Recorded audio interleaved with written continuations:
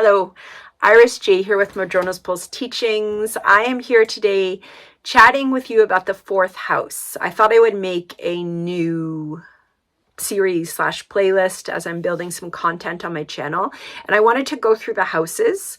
I do have a video that goes through them really quickly, and I think that's really useful, especially when we just want to kind of refresh some of the key elements of the archetypes of each house. That said, we could easily talk about each house for a day, more than a day. So I'm not going to talk for a day. I'm just going to talk for about 15 minutes, hopefully. But I want to just open up the houses in some of the depth that they deserve to be opened up with. If this is your first time on my channel, welcome. I talk about astrology, spirituality, reclaiming, healing, earth-based consciousness, the way it all weaves together. And please do subscribe if you're interested in those things. And let's talk about the fourth house. So the fourth house is the root of the chart, right? It's that fourth house that is, where the houses fall in our chart is going to depend upon the house system that we use. That said, archetypally within Western tropical astrology, which is what I practice, the meanings and representations of each house are similar. And therefore, I say that because archetypally it's the root of the chart, but your fourth house could move a little bit, again, depending upon what house system you use. And it's important that we acknowledge that, visually it's the root, and energetically it is the root. It comes to be the root of the psyche. So the fourth house is a water house. Every house, the 12 houses, are archetypally aligned with different elements. And then depending upon what sign is there, you could have Sagittarius in the fourth house. So you have a fire energy there, but you have a fire energy within the water house. So this is how astrology is always weaving layers. And it aligns then with the 8th house and the 12th house, which are 3 water houses. Now, in evolutionary astrology, especially, the 3 water houses are really tied to the development of psyche, soul, spirit. I'm not going to talk about that because that is actually a video all of its own. But just to note that there is a link between, there's always a link between the elemental houses. And so those water houses are, again, the 4th house, 8th house, and 12th house. And what is the 4th house about? So it's this, I've said it's this root of the psyche. When you generally look up the 4th house, you're going to find family and home. Yes, the 4th house is about the family and home. It's also about a heck of a lot more than that. When I was first really starting to study astrology, I couldn't find anything that fit my hungry desire to learn more about the 4th house, with the exception of Dwayne Rudyard always. And so there's a lot that is missing from especially very surface level kind of analyses of the houses and the signs.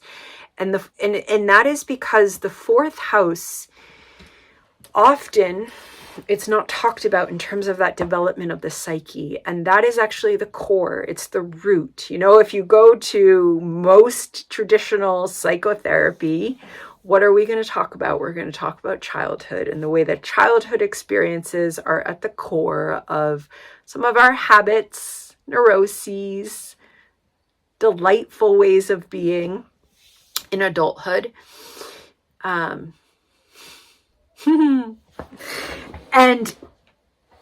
And the reason being that family environment is very important to the development of our sense of self in early life. And so the 4th house is all of that. The 4th house is aligned with Cancer. It's aligned with the moon. It's aligned with home. It's aligned with family, both in terms of that family that we're born into, but family changes. For many people, family changes. And so when we're talking about the 4th house, we also have to be really careful not to project stereotypes of the nuclear family that dominates media representations, that dominates Western ideologies, because those ideologies are often very gendered, and they're gendered around patriarchy, where there was a very particular role for the man and there was a very particular role for the woman. And this is, of course, within a heteronormative, like all of that, we're just putting that over here and we're leaving it there, okay? It's not that there's not importance there, but we really want to be careful not to project those understandings of family onto the fourth house, which is about the soul's need to develop in its sense of self and its sense of environment. And so for me, the core of the fourth house is absolutely psyche, the internal realm, and then how we radiate there into the realm that is at the core of forming a rooted self, and the way that that extends into home, extends into various forms of family, includes ancestry, includes intergenerational family heritages, and especially heritages of trauma. And it also includes soul families. It also, if we open up to past lives, there could be energy there in the fourth house. So it's a lot of layers. And so when, that's why I think it's important, because if we have a strong placement in the fourth house, let's say you have a sun in the fourth house, does this mean that your whole sense of self is just about family? No, it doesn't. With astrology, we can read astrology literal. There are certain lots of practices that are taking very literal approaches to astrology. For me, it's missing a lot of the layers and meanings of astrology. So for me, if I have a strong placement in the fourth house, let's stick with the sun example that just came up. Well, most likely my inner world is really important in this life. Most likely, in order for me to shine, there's going to require some journeys through my inner world. And my sense of home is also important. And that I am probably also on a journey of showing up in my inner world, showing up in my immediate sense of home. That's then helping me to show up out in the world. So just because I have a sun in the fourth house or a strong stellium in the fourth house, we might say, doesn't mean that I'm not here to show up in the outer world. Just like if all I have is placements up in the 10th and 11th house, it doesn't mean that I have no need to be introspective and have a sense of self. Astrology is always working with the polarities. Then we get into rulerships, then we get into transits. So everything is in flux. But absolutely, if we have either a strong placement or a stellium in the fourth house, most likely themes of that inner world are going to be important. Now, what if I have no planets in the fourth house? Or what if I have no planets in any house? That doesn't mean it's not important. It means that for the archetypes of a planet like the sun, that's not going to be a theme that comes up necessarily. That said, there could be a rulership going on. There could be other layers. This is why an astrology reading is really important, to get a strong understanding of our natal chart.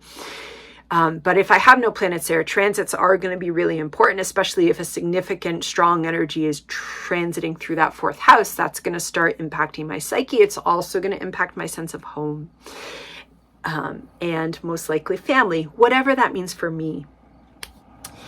And in that sense, the fourth house can be a house about journeys into ourself. It's really where we begin developing a sense of self that's becoming conscious of itself. The first house is all about the self. It's the house of identity. We move through those first three houses, which are more about being in the self, more about learning that I am this being, I am in this body. And then we come to the fourth house, that water house, that fluid house, that house of psyche. And that's when we start gaining self-awareness of this being that I am here in this life. And absolutely, that does involve those early experiences, but it's not controlled by that. And it's not determined by that. Maybe I should go right here and say, there's a heck of a lot written out there. If you have a couple planets in your fourth house, such as Pluto and or Saturn, there's a lot written unfortunately, that just says you're going to have a really hard time. Okay, now part of this depends upon their view of Saturn and Pluto, depends upon the type of astrology they're practicing. Now, on the one hand, we can see the information there, which is that you're having these very strong energies in the core of the psyche. But it doesn't mean that we are destined to suffer. It doesn't mean that we are destined to live lives of betrayal or to betray others or whatever the heck gets written about Pluto and Saturn in the fourth house. It may be places where there's learning about power, where there's learning to claim our sense of self, depending upon aspects. There may have been power struggles in the sense of home, which then are going to go into that sense of self, right? And therefore, there's going to be work to be done. But wherever we have Pluto, there's work to be done. Pluto shows where we're here to do work, to heal, to transform, to have cycles of life and death.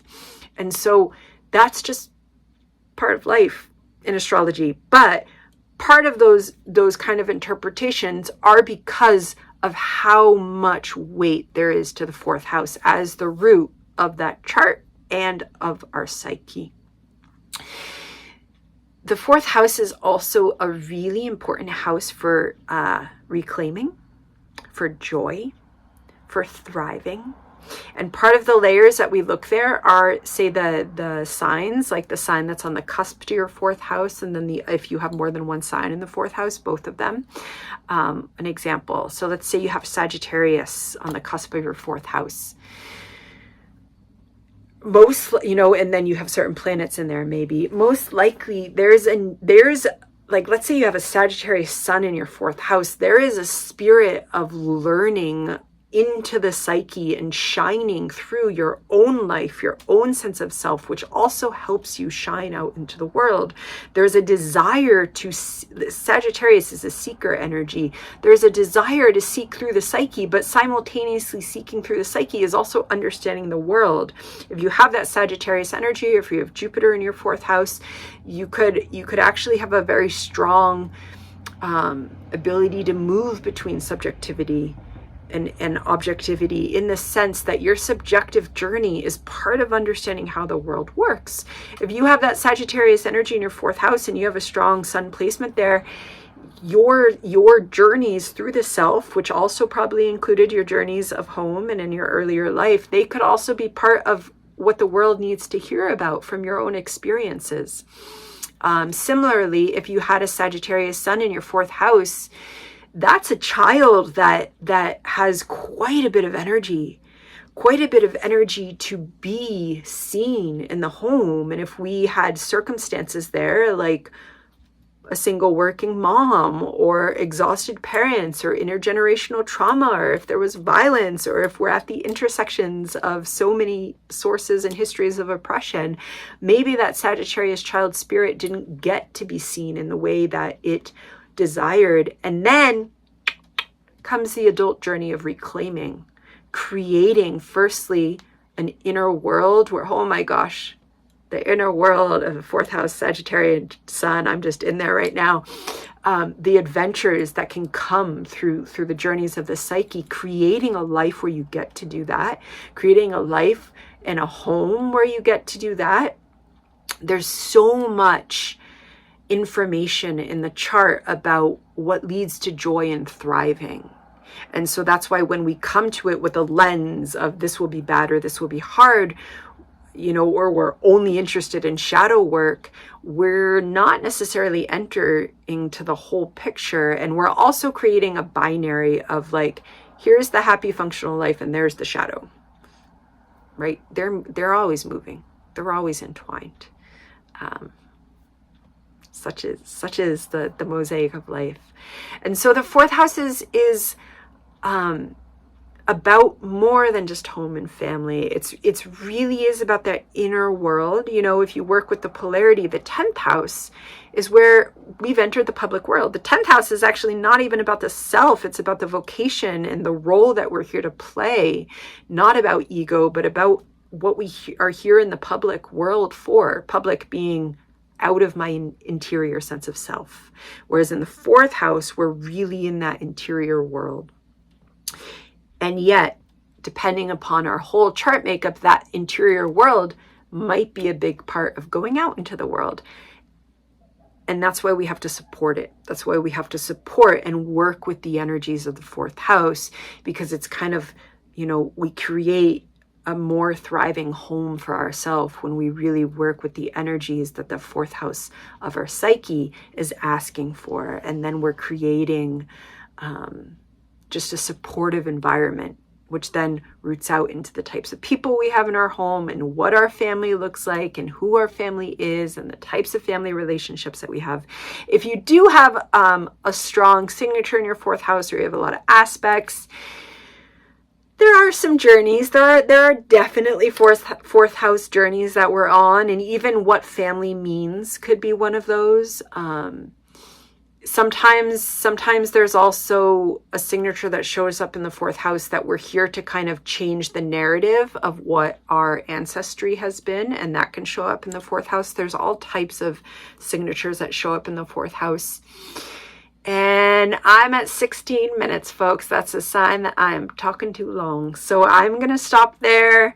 As always, you know, it's just with any person that's kind of doing, well, this is my opinion for what it is, with any person that we're listening to and learning with, and just taking what works for you, whatever kernels resonate with you, taking them into your realm of exploration and discovery, and leaving the rest. Okay, be well.